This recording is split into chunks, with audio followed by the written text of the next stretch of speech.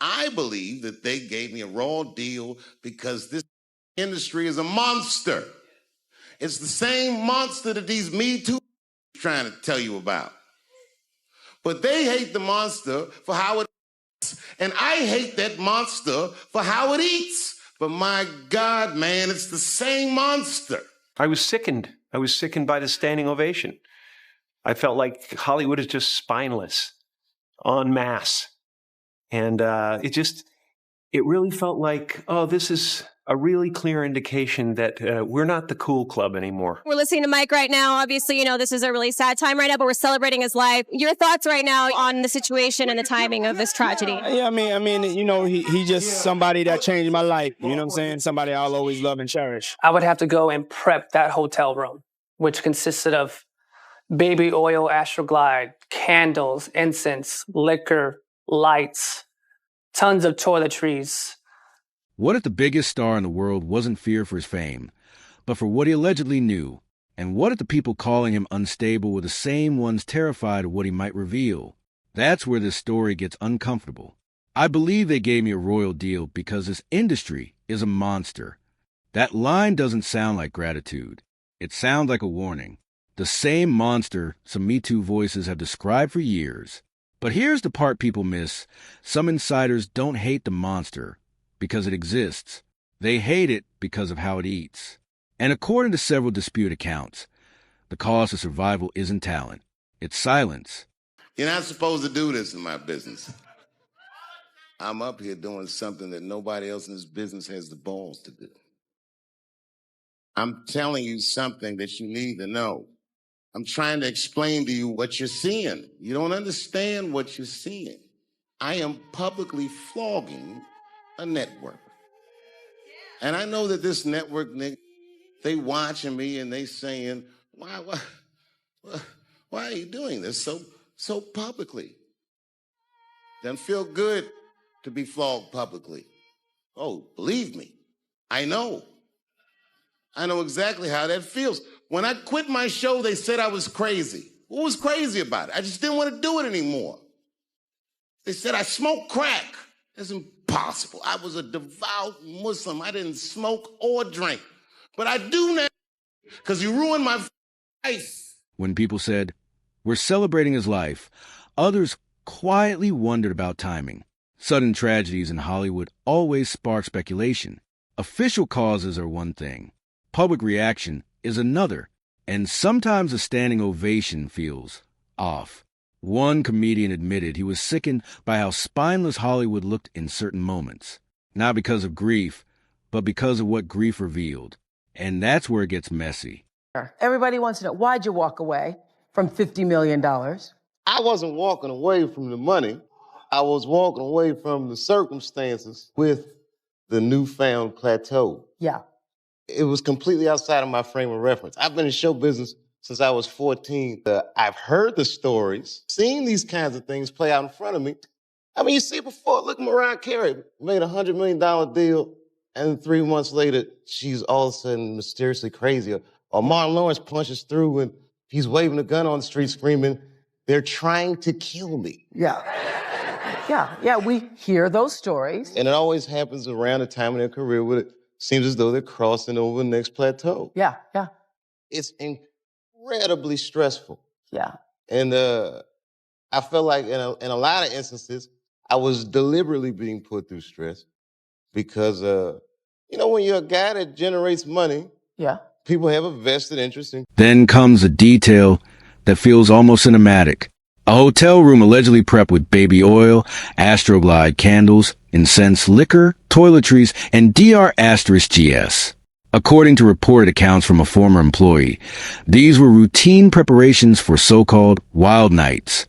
These claims remain allegations and have not been proven in court.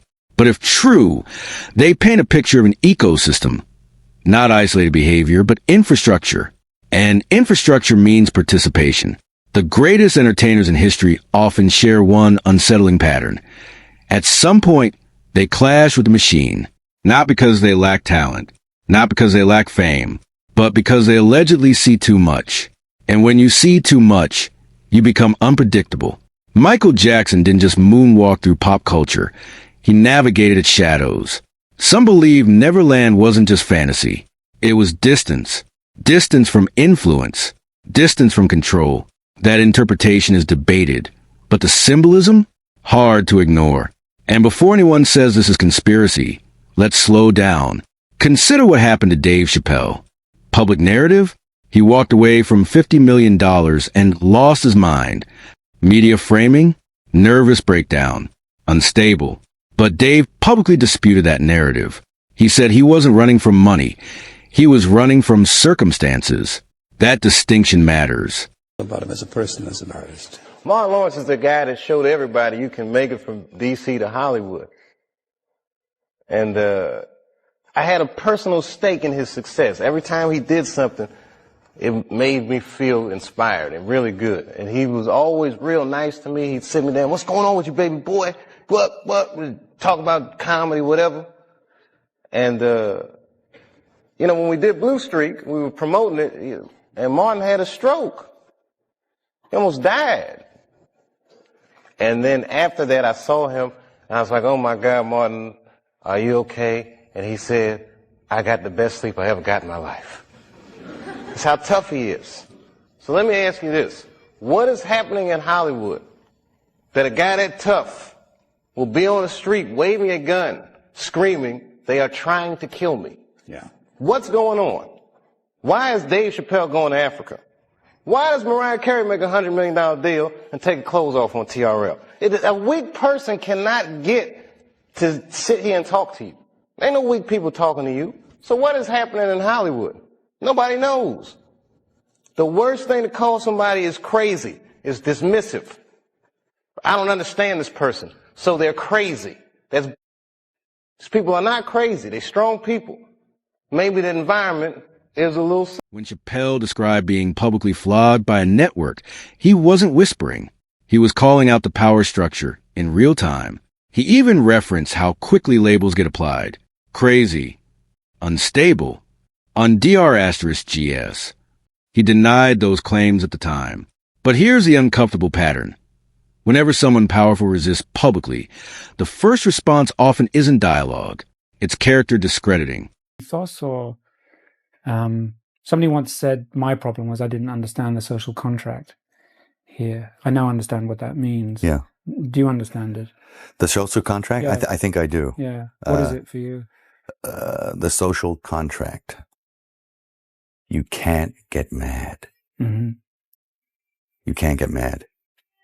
You can't let it get you, because you have to make a deal with everyone else, and it's almost unspoken that you are going to be over at some point by people who you may have done something nice for. Mm. And it may happen that by circumstance, or even very purposefully, that you've over. But that shouldn't get in the way of you being able to sit down and have fun with them. Am I on the right track? Absolutely. You can't build a resentment about it. Mm. You have to still try and love those people. Yeah.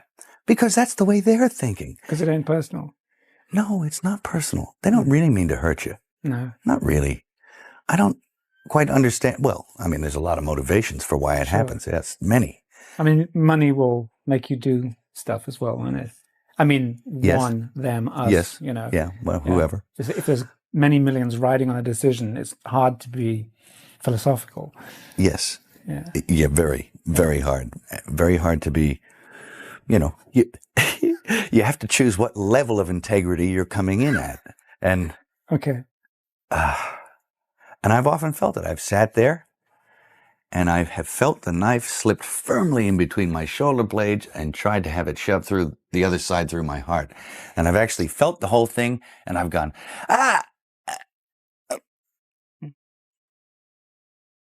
wait till next week, or I'll think you fucking, and you'll resent it for a little while, then you have to let it go. Otherwise you'll eat your... Notice the strategy some critics point out in high-profile interviews. Interrupt, redirect, psychologize. When a celebrity questions industry control, the framing can subtly shift towards stress or instability. That doesn't prove malice, but it does shape perception. And perception in Hollywood is currency. Dave asked a dangerous question. Why do strong, successful people suddenly get labeled unstable right when they reach new plateaus? He mentioned Mariah Carey's public breakdown, Martin Lawrence's incident in the street, and his own retreat to Africa. These events were widely reported. The interpretations? Debated, but the timing raised eyebrows. I mean, I'm a conspiracy theorist to a degree. Like when I connect dots that maybe shouldn't be connected, I don't know. But certain dots, like when I see that they put every black man in the movies in a dress at some point in their career, I'll be connecting them down like, wow, these brothers gotta wear a dress. That's happened to me. I'm doing a movie with Martin. Yeah. The movie's going good. So I walk in the trailer. I'm like, man, this must be the wrong trailer because there's a dress in here. They come in. The writer comes in. I think he's the writer. He's like, Dave, listen, we got this hilarious scene where Martin's sneaking out of jail. So he disguises you as a dude. And he put this dress on. And huh? What? No, I'm not doing that. I don't feel comfortable with that. That should have been in the discussion. What? You don't feel comfortable with it? I mean, it's a hilarious bit. All the greats have done it. So, well, if all the greats have done it, it's kind of hacky, right? You're right. So why don't we just not do it? Because I don't feel comfortable wearing a dress. Oh, come on, Dave. Listen, we got it all set up. We're supposed to shoot. Every minute you waste costs this much money. You know, the pressure comes in. Huh. He said, I'm not wearing no dress, man. I'm funnier than a dress. Just give me something funny to say. I don't need to wear no dress to be funny. What am I, Milton Berle? You know, we're going like this. And then finally he's like, and he leaves. And then like the director comes, Dave, it really would be great if you wear the dress. What is wrong? What is this, Brokeback Mountain in here? So,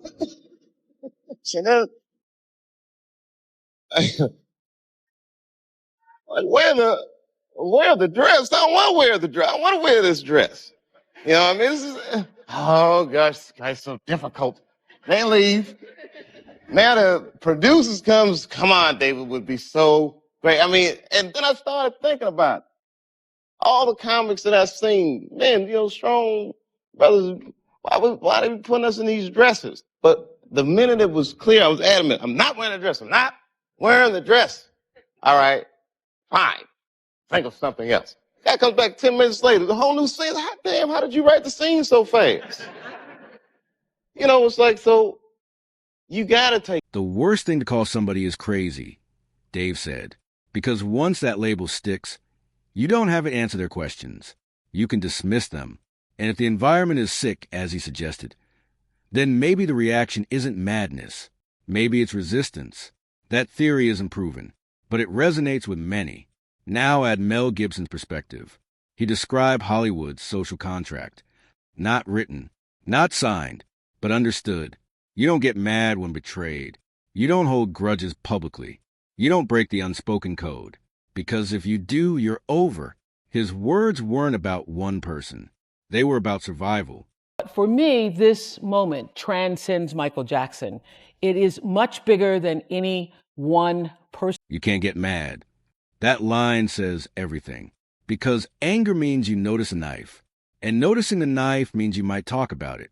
According to Gibson, resentment gets you nowhere in that ecosystem. You swallow it. You move on. You smile at the person who allegedly tried to sink you. That's the contract. But what if someone refuses to sign? Chappelle also described pressure to wear a dress in a movie scene. He said he wasn't comfortable with. He claims producers pushed hard, citing money, time, expectations, until he stood firm. The scene was rewritten quickly. That moment, according to him, showed how flexible a machine can be when it has to be, which raises another question. If it can pivot that fast, what else can it pivot on? Now shift to Oprah Winfrey, a master of narrative control, a woman who built an empire around conversation. After the HBO documentary, Leaving Neverland, aired, she hosted a special platforming Michael Jackson's accusers. Those allegations remain disputed, and Jackson denied wrongdoing during his lifetime. Oprah stated she felt the pattern described in the documentary needed attention.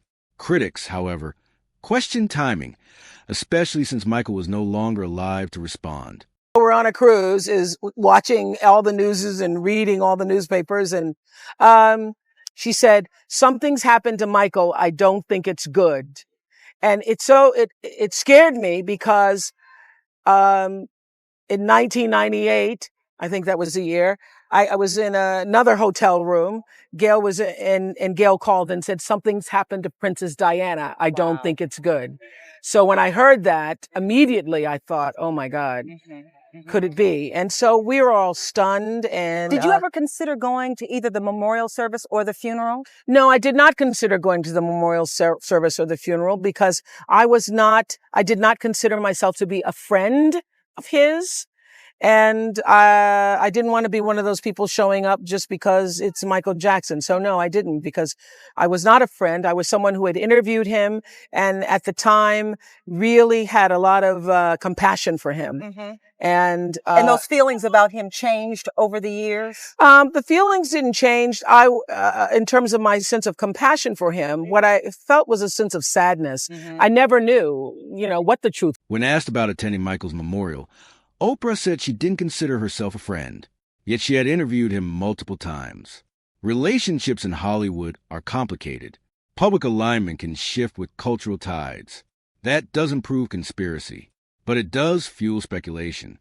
Her Leadership Academy for Girls in South Africa also faced documented scandals involving staff misconduct and student incidents. One employee was charged in connection with inappropriate behavior toward students. Those charges were reported publicly. Oprah expressed outrage at the time. Still, critics argue the scrutiny she faced differed from how others were treated. Whether that's fair or not remains debated. Then there's Harvey Weinstein, convicted, sentenced. His crimes are confirmed in court. Oprah had previously praised him as a producer before the allegations surfaced publicly. After his downfall, she distanced herself. Her team has denied claims she knowingly protected him. But social media critics, including actress Rose McGowan, publicly question her proximity, allegations, disputes, no proof of complicity, but perception, powerful. And then Jim Carrey. During the Will Smith Oscars controversy, Carrey said he was sickened by the standing ovation. He claimed he would have sued if it were him. That wasn't about conspiracy. It was about accountability. About a room full of power choosing comfort over confrontation. And when Carrey joked about secret symbols and blowing the lid off, he wrapped discomfort in comedy, because sometimes that's the only safe delivery system. In 2007, Oprah Winfrey thought it would be a good idea to open up a boarding school in South Africa. She was inspired by Nelson Mandela and made a promise to him that she was going to create this school. The academy is called Leadership Academy for Girls. Actually, the government of South Africa was against Oprah opening this school because it's an extremely expensive place and the population there is extremely poor. But yet she opens this school and it's got salons in it. It's got gyms in it. I mean, some people think that this was a place for kids to be human trafficked because they would go and get them ready there for sale. And honestly, we don't need to talk about that conspiracy, but we need to talk about the scandals that have gone down at this school. These are my girls. These are my girls.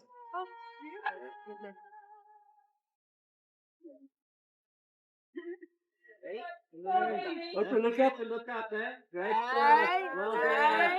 Yeah.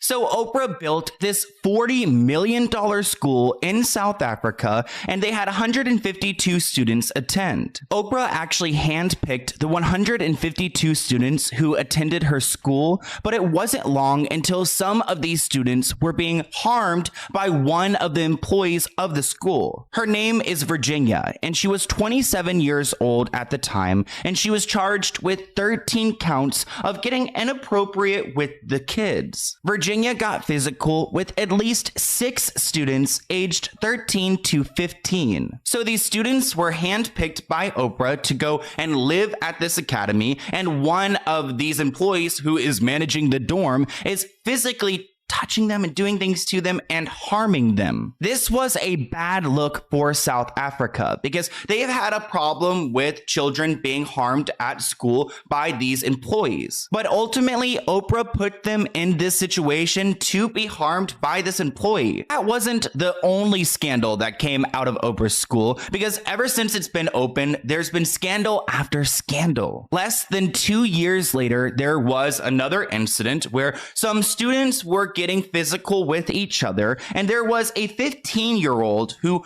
urged to these victims to keep everything on the down low and not to tell their parents or investigators what happened. So 7 students were suspended from the school, and these girls were alleged to have been intimidating others into partaking in inappropriate behaviors. A letter sent to one of the suspended girls' parents reportedly read, "You have been found guilty of physical contact of a intimate nature with another person on campus, harassment, bullying of other girls on campus, and of being dishonest by not telling investigators the whole truth." So I don't understand why Oprah just went to this school like less than a year ago to fix things, yet this is still going on. I mean, how does this 15-year-old get away with preying on their schoolmates and coercing them into lying to a... Now circle back to the former assistant describing alleged preparations for Diddy's private gatherings. These claims are part of ongoing legal and media scrutiny and remain allegations at this stage. But if even a fraction is accurate, it suggests a coordinated environment where employees normalize what outsiders would question: deleting videos, carrying substances, preparing rooms, routine. And here's the chilling connection some observers make. What if Michael Jackson saw all of it, not participated, not orchestrated, just witnessed, over decades? Parties, power plays, private conversations. According to supporters, he documented betrayals. Critics argue that's myth-making. The truth? We don't have confirmed evidence of any secret archive, but the idea persists because of how often powerful figures clash with the system right before narratives shift against them. Dave left, Jim retreated, Mel exposed a contract, but Michael stayed. That's the difference believers emphasize. He didn't flee Hollywood. He built a kingdom inside it. And if someone stays inside a system long enough while resisting parts of it, they either become the system or its biggest threat. So here's the question no one can fully answer. If Michael truly held knowledge that made elites nervous, as some allege, where is it now? Was there ever documentation? Or is that part of the mythology built around a complicated, controversial icon? And if other celebrities are quietly collecting their own leverage today, would we even know until it's too late? Because in an industry where perception shapes reality, sometimes the most dangerous person isn't the loudest one. It's the one who knows when to stay silent. What do you think? Was he paranoid, or was he playing a longer game than anyone realized? Oprah Winfrey, they think Harvey Weinstein because they have been linked together so often. First off, Oprah and Harvey have been friends for over 2 decades. A lot of people use the argument that she didn't know about what he was doing, but that's impossible because everyone's known about Harvey Weinstein's reputation ever since the 90s. If you guys don't know who Harvey Weinstein is, he is a major film producer who is pretty much the face of the Me Too movement because he was called out by a bunch of different actresses who he violated. When he was getting canceled and exposed for everything that he has done, Oprah allegedly called him and offered her support. Even though Oprah's team denies this, I believe it because Oprah has been close with Harvey and she has showed him some sympathy over time. Even though he is a disgusting man and he deserves to rot in jail. But I don't understand why Oprah wants to be best friends with someone like Harvey Weinstein. They had a very warm friendship, and the photos show. Some people actually believe that Oprah convinced some actresses to hook up with Harvey Weinstein. And actually, Rose McGowan tweeted out, "I'm glad more people are seeing the ugly truth of Oprah. I wish she were real, but she..."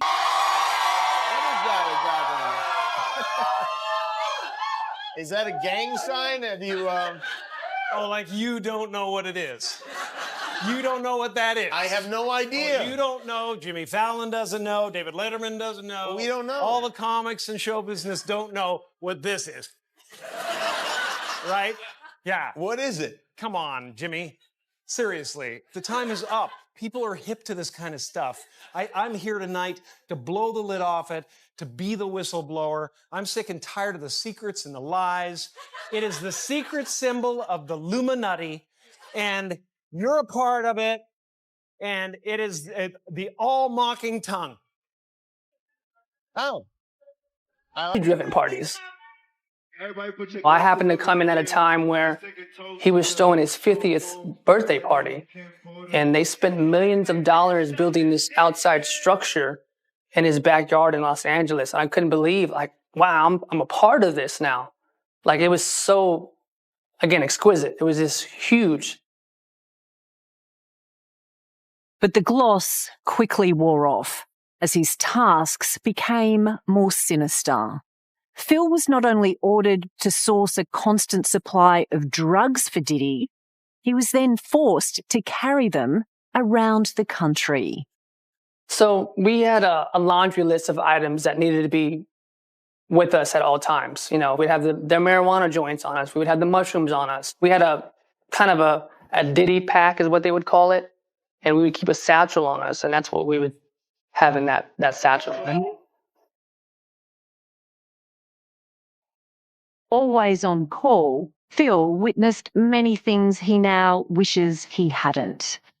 He says he worked on the periphery of Diddy's now infamous parties known as freak-offs, although he knew them by another name. They were referred to me as Wild King Nights. And what a Wild King Night was when him and a guest would go to a hotel room or be at his home, his bedroom, and they would have intimate gatherings. I would have to go and prep that hotel room, which consisted of baby oil, Astroglide, candles, incense, liquor, lights, tons of toiletries, drugs. Phil wasn't in the room for the parties, but he didn't have to be. He knew exactly what went on behind closed doors because one of his jobs was deleting the very incriminating videos of the Wild King Nights from his boss's iPhones and iPads. I thought he was this clean businessman who rise to the top because he was such a powerful and, smart, educated man. I had no idea that he had this other side to him. And when I started to get exposed to his lifestyle, I started to really realize, like, this guy has an addiction. It's not just, once every few weeks, it's every day.